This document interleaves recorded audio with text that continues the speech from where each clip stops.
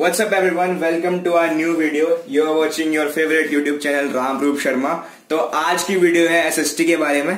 पहले हम बात कर लेते हैं इस चैनल के बारे में। तो प्लीज गाइस, अगर आप नए हो तो प्लीज इस वीडियो को मतलब इस चैनल को सब्सक्राइब कर दीजिए और शेयर जरूर करा कीजिए। आपका ही फायदा, आपके फ्रेंड्स का ही फायदा होगा। आपके व्हाट्सएप ग्रुप तो होंगे, उसमें शेयर करिए और बेस्ट रहेगा आपके लिए। हमारे चैनल का फायदा ये है कि हम बहुत ज्यादा एक्यूरेट वीडियोस बनाते हैं। जो आप मांगते हो हम वही देते हैं और ये आपने नोटिस भी करा होगा। तो आप कमेंट करा करिए जो भी आपको चाहिए और बताया करिए एग्जैक्टली आपको क्या चाहिए, हम वही बना के डाल रहे हैं। बहुत बच्चों ने डिमांड करी थी एसएसटी के बारे में, तो एक पूरी वीडियो में मैं पूरी एसएसटी कवर कर नहीं सकता, तो मैं एक एक करके चारों पार्ट्स कवर करूंगा। पहला है सिविक्स, फिर जियो, फिर हिस्ट्री और फिर इकोनॉमिक्स। तो आज की वीडियो है सिविक्स के बारे में। सिविक्स के मोस्ट इंपॉर्टेंट क्वेश्चंस, मैं सारे के सारे इंपॉर्टेंट क्वेश्चंस बताऊंगा। 1 मार्क के, 2 मार्क के, सॉरी 2 मार्क के तो होते ही नहीं है, 1 मार्क के, 3 मार्क्स के और 5 मार्क्स के। तो सिविक्स 20 नंबर्स के आती है, तो 1/4 पार्ट वही है। तो जो मैं आपको आज इंपॉर्टेंट क्वेश्चंस बता रहा हूं, अगर आपने वो ढंग से पढ़ लिए तो 20 में से 18 तो पक्के ही है। मतलब यार 90% से ज्यादा तो पक्के है ही, क्योंकि यही क्वेश्चन आते हैं। पिछले साल के पेपरों में भी यही आए थे। तो मैं आज इन क्वेश्चंस के बारे में बताऊंगा। And please hit like button and comment करना, ठीक है, कैसी लगी वीडियो। तो लेट्स स्टार्ट। तो सबसे पहले आते हैं 1 मार्क के क्वेश्चंस। 1 मार्क के क्वेश्चंस सिविक्स से आते हैं मेरे हिसाब से, क्योंकि सिविक्स सिविक्स में 1 मार्क के 2 क्वेश्चन आएंगे, 7 क्वेश्चन आते हैं 1 मार्क के। तो पहला क्वेश्चन है कि ये मोस्ट इंपोर्टेंट क्वेश्चन है, मोस्ट इंपोर्टेंट, ठीक है। इनमें इन जो 11 क्वेश्चन है, इनमें से मेरे हिसाब से 2 क्वेश्चन आएंगे वो। तो पहला क्वेश्चन है कि what is the official religion of Sri Lanka. ये तो बहुत ही ज्यादा आसान क्वेश्चन है, बुद्धिज्म इसका आंसर है। सेकंड क्वेश्चन है after independence Sri Lanka witness the supremacy of which country. तो इसका आंसर है क्लियर है, सॉरी विच कंट्री मैंने गलत लिख दिया है। इसके बारे में चलो बाद में बात करते हैं। ये क्वेश्चन शायद कुछ और था इसमें। तो गाइज वो कंट्री नहीं था, वो कम्युनिटी था और इसका आंसर है सिनाला कम्युनिटी।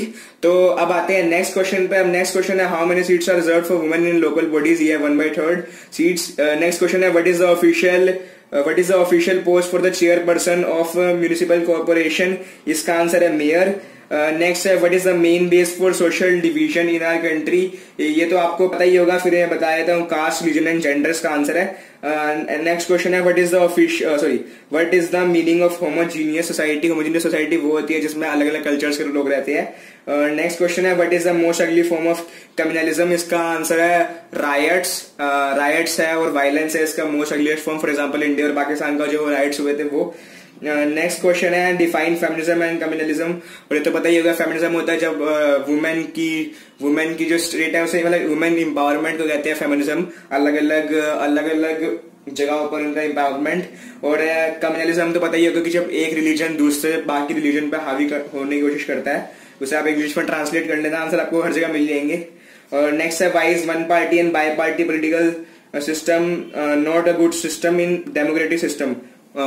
तो इसका आंसर यही है कि वो डेमोक्रेसी को सपोर्ट ही नहीं करते, वो डेमोक्रेसी है ही नहीं। क्योंकि डेमोक्रेसी में ऑप्शन होना चाहिए, जो पब्लिक है उनके लिए ऑप्शन होना चाहिए चूज करने के लिए। तो 1 पार्टी सिस्टम में तो ऑप्शन होता ही नहीं है। और 2 पार्टी में भी मतलब एक तरीके से है ही नहीं, वो नकली ऑप्शन है। 2 पार्टी में से एक ही बनेगी, तो बहुत दिक्कत आती है।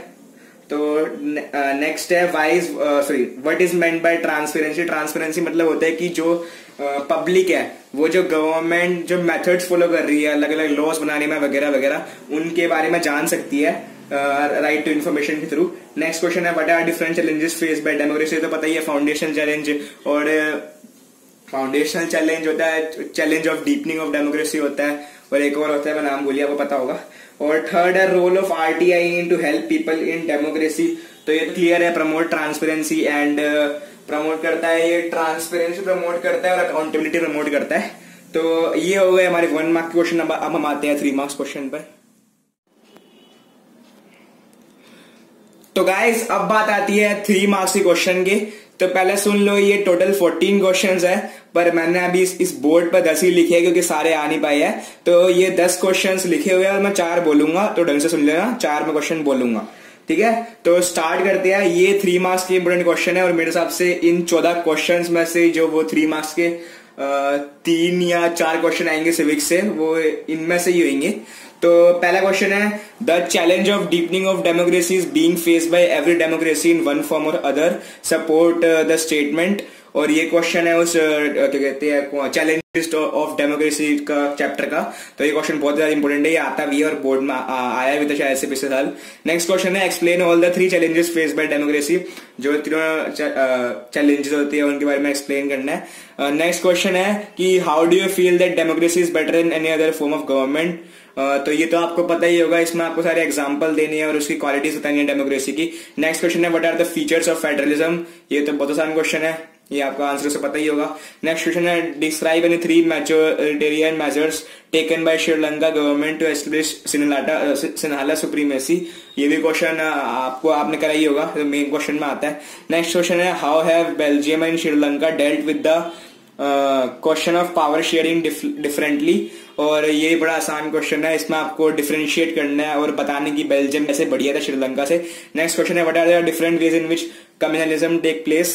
ये भी इसका आंसर तो बड़ा मतलब दिया ही हुआ है, हाईलाइटेड है, तो सब कराते हैं क्वेश्चन। ये 5 मार्क्स में आ सकता है, पर मेरे हिसाब से ये 3 मार्क्स में आएगा, क्योंकि 3 या 4 पॉइंट होते हैं इसके। नेक्स्ट क्वेश्चन है, differentiate between coming together and holding together federation.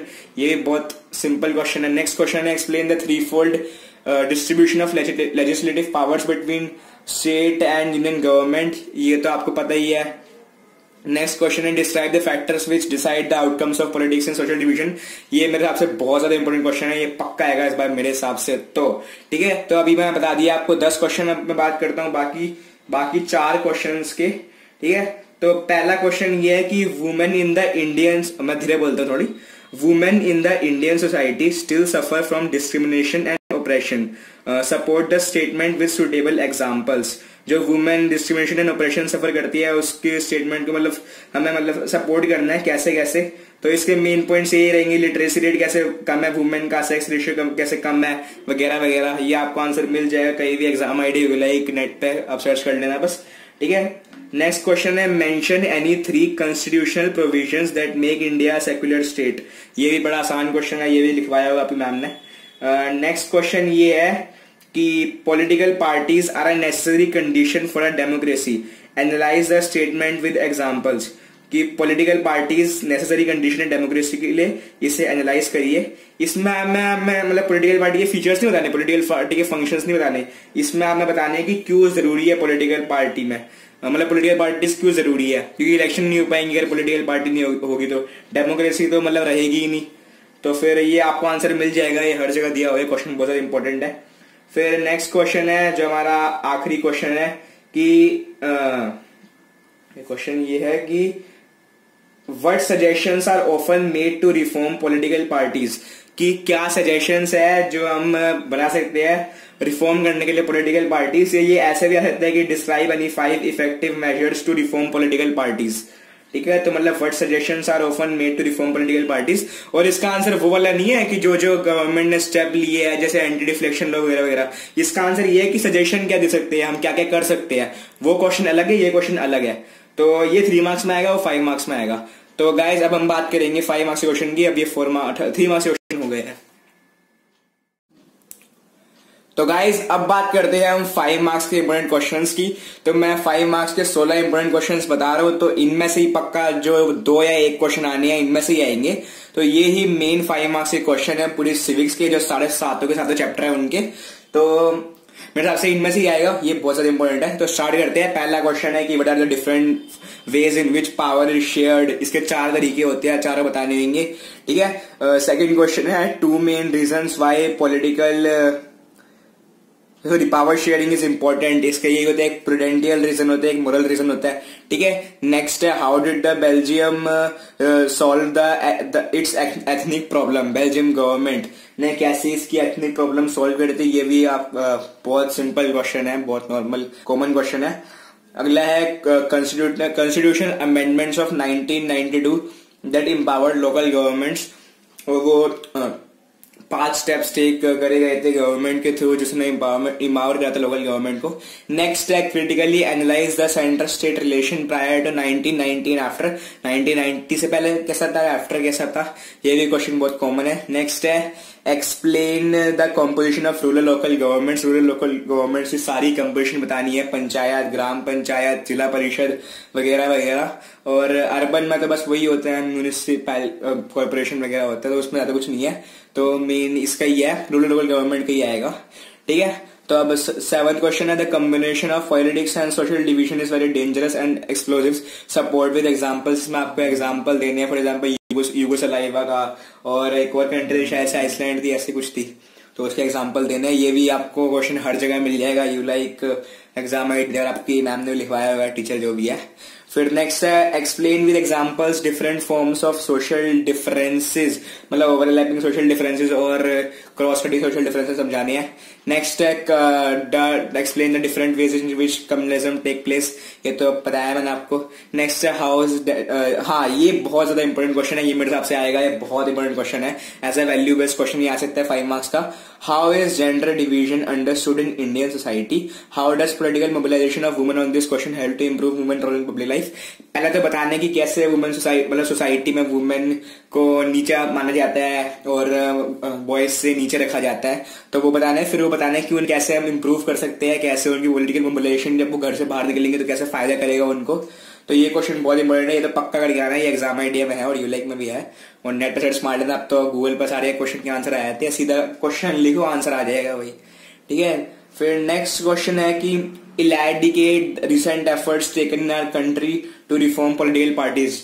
वही जो 3 तरीके मैंने बताया नहीं, मतलब है जो एंटी डिफ्लेक्शन लॉ था, और एक और था कि एफिडेविट फाइल करनी होती है, मतलब कंटेस्ट करने से पहले, और एक और था कि जो पार्टी के अंदर के इलेक्शन है वो करने होते हैं। तो ये क्वेश्चन भी बहुत कॉमन है। नेक्स्ट है describe 4 challenges face bye political parties, ये तो पता ही है आपको, डायनेस्टिक सेसेशन वगैरह वगैरह, role of money and power, ठीक है। नेक्स्ट क्वेश्चन है role of political parties in democracy, इसमें हमें पॉलिटिकल पार्टीज के फंक्शन बताने हैं, ठीक है। और अगर यही क्वेश्चन अगर ऐसे आता है कि ये जरूरी क्यों है डेमोक्रेसी के लिए, तो इसमें हमें फंक्शन को थोड़ी नीचे रखना है और मेन हाईलाइट ये करना है कि अगर पॉलिटिकल पार्टीज नहीं होगी तो फिर क्या होगा। तो पहले वो 3 पॉइंट लिखने हैं, फिर 2 पॉइंट वो लिखने हैं, फंक्शन 2 लिख देना, ठीक है। और बाकी 2 क्वेश्चन मैं 3 क्वेश्चन में बोल देता हूं। नेक्स्ट क्वेश्चन है do democracies lead to peaceful and harmonious relations among citizens, ठीक है। Do democracies lead to peaceful and harmonious relation among citizens, ये आउटकम्स ऑफ डेमोक्रेसी का क्वेश्चन है, ठीक है। और नेक्स्ट क्वेश्चन है कि what outcomes are expected of a democracy, ये भी आउटकम्स ऑफ डेमोक्रेसी क्या है, सारे आउटकम बता देना, बहुत सारे है, तो बहुत आसान क्वेश्चन है कि what outcomes are expected of a democracy. और नेक्स्ट क्वेश्चन ये बहुत ज्यादा इंपॉर्टेंट क्वेश्चन है, चैलेंजेस ऑफ डेमोक्रेसी से पहले तो यही है कि तीनों जो चैलेंज है उन सब के बारे में ढंग से पढ़ जाना, उन्हें याद कर जाना, वो आते ही। और मैंने आपको ये 3 मार्क्स का क्वेश्चन भी बताया था कि जो डीपनिंग ऑफ डेमोक्रेसी है वो सब फेस करते हैं तरीके में, वो पक्का है मेरा 3 मार्क्स में। और 5 मार्क्स में ये क्वेश्चन आएगा कि what are the broad guidelines to be kept in mind while devising ways and means for political reforms in India, ठीक है। What are the broad guidelines to be kept in mind while devising ways and means for political reforms in India, ये question important है, फिर 4 या 5 point है, आपको हर जगह मिल जाएगा। मतलब मेन गाइडलाइन क्या ध्यान में रखनी होती है जब वेज बना रहे होते हैं पॉलिटिकल रिफॉर्म करने के लिए, मतलब पॉलिटिकल पार्टीज को रिफॉर्म करने के लिए मेन चीज क्या याद रखनी होती है।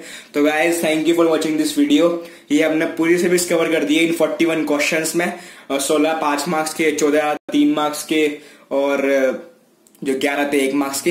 इन 41 क्वेश्चंस में जो सिविक्स के क्वेश्चन आएंगे वो पक्का आएंगे, और अगर आपने ढंग से कर लिया इन सारे क्वेश्चंस को तो 20 में से 20 पक्का है भाई, पक्का समझ लो। अब तो मैं कह रहा हूँ पक्का है, पहले मैं 18 करता पक्का है, क्योंकि यही आते हैं। मैंने सारे सैंपल पेपर चेक करे पिछले साल के और पेपर चेक करे बोर्ड के, और बहुत सारी जगहों से मैंने हेल्प ली, और ये आखिरी है मैंने आपके लिए बेस्ट तैयार करा है। तो guys do subscribe our channel और शेयर करा करो, प्लीज शेयर करो यार, हमें भी फायदा होगा, तुम्हें भी फायदा होगा, बाकी सबको भी फायदा होगा। And follow Ramroop Sharma on Instagram, वो रामरूप शर्मा @रामरूप शर्मा 47। And thanks.